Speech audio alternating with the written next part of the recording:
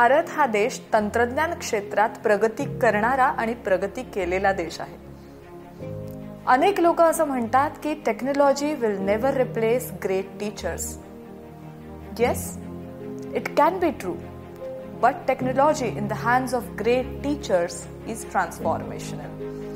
आणि अध्यापन क्षेत्रातलं असं एक आदरणीय नामवंत व्यक्तिमत्व म्हणजे भारत सरकारने ज्यांना पद्मश्री या पुरस्काराने गौरवलं ते प्राध्यापक डॉक्टर दीपक फाटक. हरीशजी मेहता यांच्या अतुलनीय या पुस्तकाच्या प्रकाशन समारंभाच्या वेळेला ते उपस्थित होते. आणि हे पुस्तक नेमकं कोणासाठी, फक्त तंत्रज्ञान क्षेत्रातल्या व्यक्तींसाठी की अजून कोणासाठी, याबद्दल डॉक्टर दीपक फाटक यांनी केलेलं विवेचन ऐकूया. नॅस्कॉम या संस्थेच्या निर्माणाची कथा आणि हरीश मेहतांच्या जीवनाची कहाणी यांची एक रोमहर्षक गुंफण या पुस्तकाच्या रूपाने आपल्या भेटीस येत आहे. आयटी क्षेत्राला झपाट्याने पुढे आणणारी ही संस्था जेवढी अतुलनीय आहे, हरीश मेहतांचे व्यक्तिमत्वही तेवढेच अतुलनीय आहे.